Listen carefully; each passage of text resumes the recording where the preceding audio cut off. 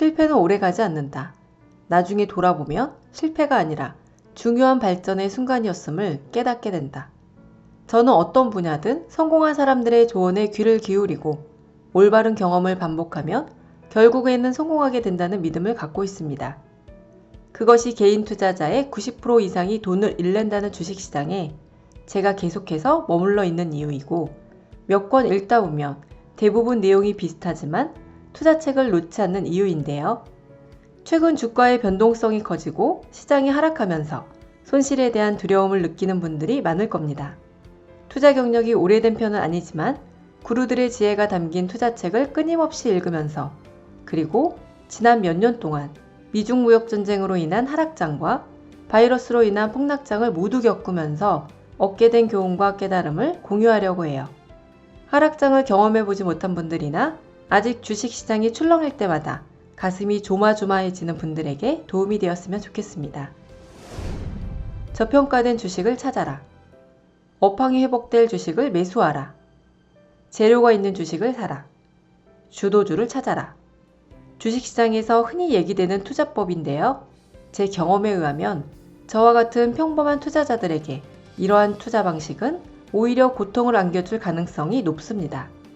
예전에 어느 커뮤니티에서 자신의 포트폴리오를 공개한 글에 대해 이런 댓글이 달려있는 것을 본 적이 있습니다. 많은 사람들이 대중들에게 잘 알려지지 않은 숨겨진 보석 같은 기업을 찾아야만 큰 돈을 벌 수 있다고 생각하는 경향이 있습니다. 하지만 전설적인 펀드 매니저 피터 린치는 오히려 우리에게 이렇게 조언합니다. 본인이 그 주식을 왜 갖고 있는지 1분도 설명하지 못하는 사람들이 많다. 잘 모르는 기업에 투자하기 때문에 변동성을 견디지 못하고 작은 수익에 머물게 되는 것이다. 10살짜리 아이에게 2분 안에 자신의 주식에 대해 설명할 수 없다면 보유하지 말아야 한다.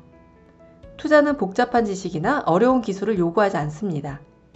투자의 대가 워렌 버핏의 조언처럼 복잡한 주식을 산다고 해서 보너스가 있는 것도 아니에요. 그동안 주식시장을 경험하면서 구석에 숨어있는 잘 모르는 주식을 찾지 않아도 금리의 방향이나 업황의 개선, 주가의 추세나 모멘텀, 단기 호재나 정책의 수혜를 받게 될지 따위에 복잡한 셈을 하지 않아도 얼마든지 돈을 벌 수 있다는 사실을 알게 되었습니다. 이코노미스트들의 경제 전망, 애널리스트들의 기업 전망과 목표 주가, 차티스트들의 차트 분석 등 주식 투자와 관련된 기술이나 전망, 예측, 그 어떤 것도 믿을 만한 게 없다는 사실도 알게 되었습니다. 거시경제와 수급 따위를 논하는 시황 분석은 듣지 않는 게 더 이롭다는 사실도 깨달았습니다. 지금 제가 주식 투자와 관련해 믿는 건 오직 하나입니다. 주식시장은 장기간 상승해왔고 사람들의 삶을 개선시켜주거나 세상의 변화를 선도하는 기업에 투자한 사람들은 언제나 적절한 보상을 받았다는 사실이에요. 피처폰의 몰락과 스마트폰의 도래, 오프라인 쇼핑에서 온라인 쇼핑으로의 이동, 믹스커피에서 원두커피 시대로의 변화, 케이블 TV에서 OTT 서비스로의 진화, 생활 속에서 누구나 체감할 수 있는 세상의 변화와 경향만 놓치지 않아도 우리는 얼마든지 많은 돈을 벌 수 있습니다. 지난 영상에서 초보 시절 네이버에 투자했다가 돈을 잃었던 경험을 말씀드린 적이 있는데요. 만약 제가 온라인 쇼핑 시장이 급속도로 성장하고 있다는 사실과 저를 포함한 주변 사람들 대부분이 언제부턴가 옥션이나 지마켓이 아니라 네이버 쇼핑을 통해 물건을 구매하고 있다는 변화에 주목했다면 적어도 최소한 돈을 잃지는 않았을 겁니다. 최근 채권금리가 오르고 성장주들의 주가가 꺾이면서 은행주에 투자하라, 철강, 조선, 화학과 같은 경기민감주에 투자하라는 식의 기사가 많이 나오고 있는데요. 물론 경기민감주로 자금을 이동시켜 시류에 편승하는 게 단기적으로는 더 좋은 성과가 날 수도 있습니다. 하지만 여러분이 버핏처럼 비범한 투자자가 아니라 저와 같은 평범한 투자자라면 그러한 주식들의 주가 상승을 지켜보는 게 고통스럽더라도 매수를 자제하는 게 좋습니다. 시장의 분위기나 자금 이동, 금리나 경제의 방향, 산업의 업황이나 재료에 포인트를 두고 투자하면 주가가 원하는 방향으로 가지 않을 때 심리적으로 쉽게 무너지기 때문이에요. 금리가 상승하고 있으니 은행주에 투자하라는 얘기는 설득력이 있습니다. 하지만 은행주의 주가는 금리나 실적의 방향에 따라 단순하게 오르내리지 않습니다. 실적이 좋아도 금리가 하락하고 있다는 이유로 또는 정부의 규제 리스크 때문에 주가가 오르지 못하는 경우가 많아요. 게다가 금융은 성장 산업이 아니기 때문에 장기간 투자한다고 하더라도 수익이 난다는 보장이 없습니다. 우리가 주식시장에 입문할 때는 장기 투자할 거라고 말하지만 실제로 장기 투자를 실천하지 못하는 이유, 그리고 주가가 조금만 하락해도 심리적으로 무너지며 손절매를 반복하는 이유는 보유 주식에 대한 확신이 없기 때문입니다. 은행, 조선, 건설, 철강, 석유화학처럼 업황에 따라 등락만 반복할 뿐 더 이상 성장하지 않은 성숙산업이나 기업에는 장기 투자를 할 수도 해서도 안 됩니다. 제 주식 인생을 바꾼 두 번째 깨달음은 확신이 가는 주식만 매수해야 한다는 겁니다. 나는 풀카운트에서 볼넷을 얻어 걸어 나가느니 반드시 안타를 치겠다고 생각한 적이 없다. 첫 번째 스트라이크를 쳤어야 했는데 하면서 후회하지도 않았다. 훌륭한 타자가 되기 위해서는 좋은 공을 골라서 쳐야 한다. 미국 메이저리그의 마지막 4할대 타자 테드 윌리엄스의 말인데요. 평소에는 성격이 느긋한 사람들조차 주식시장에만 들어서면 분주히 움직입니다. 많은 사람들이 아이디어가 떠오르는 대로 종목을 매수하고 주가가 뜻대로 흘러가지 않으면 수시로 종목을 교체해요. 하지만 제 경험상 아무리 아이디어가 그럴듯해도 확신을 가질 수 없는 주식에 베팅해서는 돈을 벌 수 없습니다. 주가의 변동성을 견딜 수 없기 때문이에요.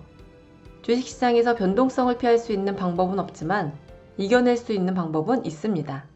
확신이 가는 정말 좋은 기업에만 투자하는 거예요. 제가 한때 랠리를 펼쳤던 부품, 소재, 장비 기업이나 종종 급등하는 제약, 바이오 기업들에 투자를 하지 않는 이유는 그 기업들에 대해 잘 알지 못해 확신을 가질 수 없기 때문입니다. 제가 비트코인에 투자하지 않는 이유는 비트코인의 가격이 6만 달러에서 4만 달러로 하락하더라도 가격이 싼 건지 비싼 건지 가치를 판단할 수 있는 근거가 없기 때문이에요. 아무리 좋은 주식도 가치에 대한 확신이 없으면 변동성을 이겨낼 수 없습니다.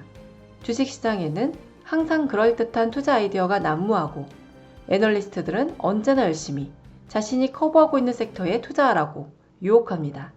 하지만 낮은 공과 높은 공, 안쪽 공과 바깥쪽 공을 똑같이 잘 칠 수 있는 타자가 존재하지 않듯 모든 분야의 기업에 고루 투자해 그때마다 좋은 성과를 낼 수 있는 투자자는 없습니다.